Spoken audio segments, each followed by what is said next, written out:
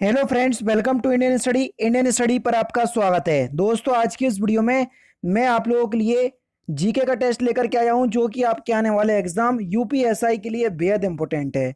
Video को and तक जरूर देखिएगा, क्योंकि लास्ट में मैं आपसे क्वेश्चन भी पूछूंगा और उसका आंसर आपको कमेंट बॉक्स में बताना होगा। साथ ही साथ इस वीडियो की पीडीएफ डिस्क्रिप्शन में टेलीग्राम चैनल का लिंक दिया हुआ है, वहां से आप प्राप्त भी कर सकते हैं। तो चलिए दोस्तों, स्टार्ट करते हैं और देख लेते हैं पहला क्वेश्चन आपके सामने। धारा 1 के अध्याय 2 के अनुसार राष्ट्रीय सुरक्षा अधिनियम का विस्तार कहां तक है? जल्दी बताइए। तो ये कहां तक है सर? जम्मू और कश्मीर राज्य को छोड़कर संपूर्ण भारत में। पहला ऑप्शन करेक्ट। हालांकि जम्मू कश्मीर अभी यूटी बन गया है, लेकिन जितने भी ये जो आपके अधिनियम है इनमें अभी चेंजमेंट नहीं हुआ। जैसे ही हो जाएगा तो बता दूंगा। लेकिन अभी अगर आंसर आएगा तो आप यही लगाएंगे, ठीक है। भारतीय दंड संहिता की किस धारा में उद्दीपन के अपराध को परिभाषित किया गया है? तो धारा 383 में। दूसरा ऑप्शन यहाँ पर आपका बिल्कुल करेक्ट। आत्महत्या करने के यत्न के अपराध को किस दंड से दंडित किया जाएगा? तो सही आंसर हो जाएगा 1 वर्ष तक का सादा कारावास या जुर्माना, दोनों। नेक्स्ट क्वेश्चन से आपको कि दहेज हत्या को भारतीय दंड संहिता में कौन सी धारा में परिभाषित किया गया है? तो किस धारा में परिभाषित किया गया है? तो सही आंसर होगा धारा 304 का खा। दूसरा ऑप्शन करेक्ट। सूचना का अधिकार अधिनियम के तहत सूचना का अधिकार पहुंचने योग्य सूचना का अधिकार है, जो कि या जो लोक प्राधिकार द्वारा धारित या नियंत्रित किया जाता है, परंतु इस अधिकार में क्या शामिल नहीं है?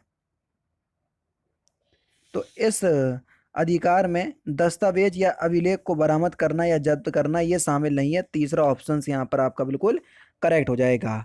नेक्स्ट क्वेश्चन स्टार्ट करने से पहले मैं आपको बता दूं, दोस्तों, अगर आप उत्तर प्रदेश के किसी भी एग्जाम की तैयारी कर रहे हैं, चाहे यूपीएसआई हो, यूपी लेखपाल हुआ, UP triple S C, PET हुआ, आप सभी लोग जानते हैं इन सभी से संबंधित कोर्स आपके अनअकैडमी के प्लस प्लेटफॉर्म पर जो है वो आपके चलाए जा रहे हैं।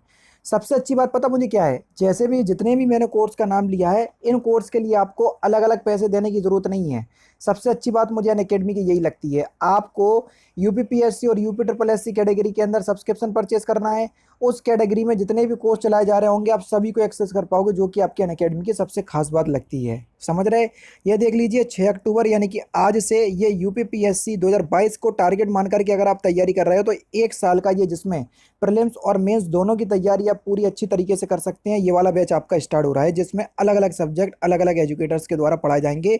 सारा कुछ आपको दिख रहा होगा। डिस्क्रिप्शन में लिंक दिया हुआ है, अगर आप परचेस करना चाहते हैं तो दिए गए लिंक से परचेस करो। और रेफरल कोड, जब आपसे रेफरल कोड मांगे ना, तो रेफरल कोड की जगह अपने चैनल का नाम इंडियन स्टडी अप्लाई कीजिएगा, तो आपको इंस्टेंट 10% का डिस्काउंट भी प्राप्त हो जाएगा। ठीक है, अब देख लेते हैं नेक्स्ट क्वेश्चन। नेक्स्ट क्वेश्चन आपके सामने। रमेश ने सुरेश से कहा कि वह उसके भाई को नौकरी दिलवा देगा, लेकिन राजन को देने के लिए 10,000 रुपये दे। बताइए, रमेश ने भ्रष्टाचार निवारण अधिनियम की किस धारा का अपराध किया? धारा 8 का अपराध किया। पहला ऑप्शन करेक्ट। कमलकांत नामक लोक सेवक रामपाल से उसके लड़के को नौकरी देने के लिए 10,000 रुपये की मांग करता है। बताइए, उसने भ्रष्टाचार अधिनियम की किस धारा का अपराध किया? बेहतरीन क्वेश्चन। तो इसने धारा 10 का अपराध किया। दूसरा ऑप्शन करेक्ट। बचकर भागे हुए किशोर के संबंध में प्रावधान किशोर न्याय अधिनियम की किस धारा में वर्णित है? तो धारा 22 में वर्णित है। दूसरा ऑप्शन करेक्ट। अनुसूचित जाति और अनुसूचित जनजाति अधिनियम का विस्तार कहां तक है? तो वही जम्मू कश्मीर को छोड़कर पूरे भारत में। तीसरा ऑप्शन यहाँ पर आपका बिल्कुल करेक्ट हो जाएगा। संविधान सभा द्वारा अंगीकृत उद्देश्य प्रस्ताव निम्नलिखित में से किसका आधार है? तो ये प्रस्तावना का आधार है सर। चौथा ऑप्शन करेक्ट। नेक्स्ट क्वेश्चन, निम्नलिखित में से किस वाद्य यंत्र के साथ पंडित रविशंकर का नाम जुड़ा है? तो सितार के साथ जुड़ा है। तीसरा ऑप्शन यहाँ पर आपका बिल्कुल करेक्ट। आर के लक्ष्मण है प्रसिद्ध। तो आर के लक्ष्मण का जो संबंध है वो किस क्षेत्र से? कार्टूनिस्ट से। दूसरा ऑप्शन यहाँ पर आपका बिल्कुल करेक्ट। करो या मरो का नारा किसने दिया था? सिंपल और इंपॉर्टेंट क्वेश्चंस। तो करो या मरो का नारा जो है ये महात्मा गांधी ने दिया था सर। चौथा ऑप्शन करेक्ट।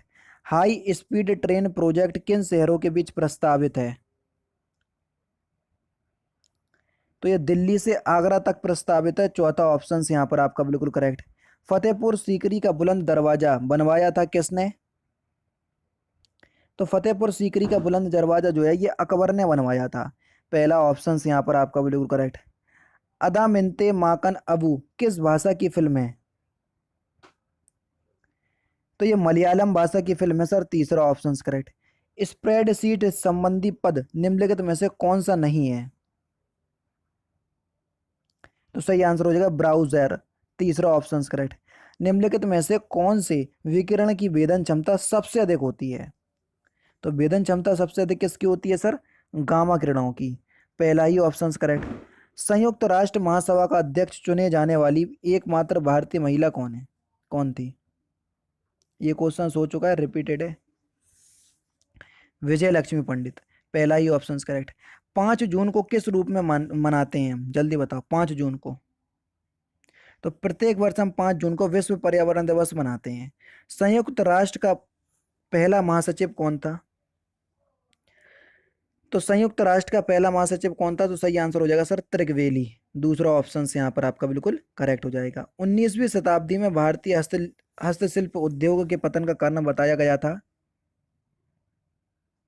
केवल ब्रिटिश निर्माण उद्योगों में प्रतिस्पर्धा, केवल भारतीय रियासतों का समाप्त हो जाना, या केवल विदेशी शासन की स्थापना? सभी थे भैया, चौथा ऑप्शन से यहाँ पर आपका बिल्कुल करेक्ट।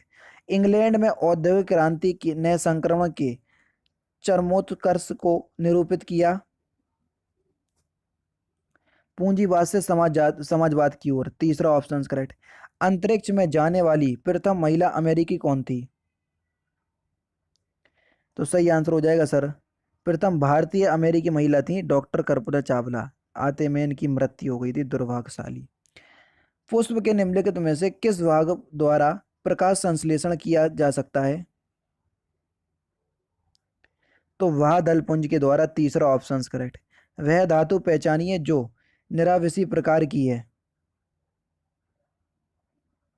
तो सही आंसर हो जाएगा सर स्वर्ण यानी कि गोल्ड। निम्नलिखित में से किस वृक्ष से निकाली गई औषधि से मलेरिया रोग से छुटकारा पाया जा सकता है? तो सही आंसर हो जाएगा सर सिनकोना वृक्ष, दूसरा ऑप्शन करेक्ट। अर्थशास्त्र में बाजार से क्या अभिप्राय है? तो अर्थशास्त्र में बाजार से अभिप्राय है कि प्रतियोगिता की उपस्थिति, दूसरा ऑप्शन करेक्ट। आर्थिक लगान से क्या आशय है? आर्थिक लगान से आशय है कि भूमि के उपयोग के बदले में किया गया भुगतान, चौथा ऑप्शन करेक्ट। डीएनए की द्विकुंडलीय संरचना की खोज किसने की थी? तो ये सर वॉटसन एवं क्रिक ने की थी, पहला ही ऑप्शन करेक्ट। जल वाष्प में भंडारित ऊष्मा है, तो जल वाष्प में भंडारित ऊष्मा है आपकी गुप्त ऊष्मा, दूसरा ऑप्शन करेक्ट। पृथ्वी पर दूरस्थ वस्तुओं को देखने के लिए कौन से उपकरण का प्रयोग किया जाता है? तो सही आंसर होगा सर पार्थिव दूरदर्शक का, पहला ही ऑप्शन करेक्ट। क्विक सिल्वर का रासायनिक नाम क्या है? तो क्विक सिल्वर का रासायनिक नाम है सर पारा, पहला ऑप्शन करेक्ट। रजिया सुल्तान किसकी बेटी थी? Simple questions. तो रजिया सुल्तान जो है ये अल्तमस यानी कि इल्तुतमस की बेटी थी, पहला ही ऑप्शन करेक्ट। एक खगोलीय मात्रक निम्नलिखित में से किसके बीच की औसत दूरी है? तो सही आंसर हो जाएगा पृथ्वी और सूर्य की, पहला ही ऑप्शन यहाँ पर आपका बिल्कुल करेक्ट। पृथ्वी कितनी पुरानी है इसका निर्धारण किस प्रकार किया जाएगा? तो इसका निर्धारण हम रेडियोमेट्रिक काल निर्धारण से करेंगे, दूसरा ऑप्शन करेक्ट। तरुण अवस्था में नदी अपर्दन का विशिष्ट लक्षण निम्नलिखित में से कौन सा है?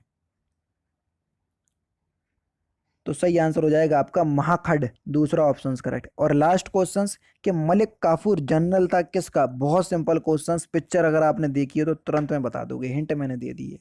तो दोस्तों ये थे आपके 40 जीके के इंपॉर्टेंट क्वेश्चंस जो कि आपके आने वाले एग्जाम यूपीएसआई के लिए बेहद इंपॉर्टेंट हैं। अगर आपको वीडियो पसंद आए तो प्लीज़ दोस्तों वीडियो को लाइक और शेयर जरूर कर दीजिएगा। तो दोस्तों फिलहाल की वीडियो में तो सिर्फ इतना ही। अगर आपको वीडियो पसंद आए तो प्लीज़ दोस्तों वीडियो को लाइक कीजिए, शेयर कीजिए और साथ ही साथ हमारे चैनल को सब्सक्राइब करना ना भूलें, क्योंकि मैं रोजाना इसी तरह के वीडियोस आप लोगों के लिए लाता रहता हूँ। नमस्कार दोस्तों, जय हिंद, जय भारत।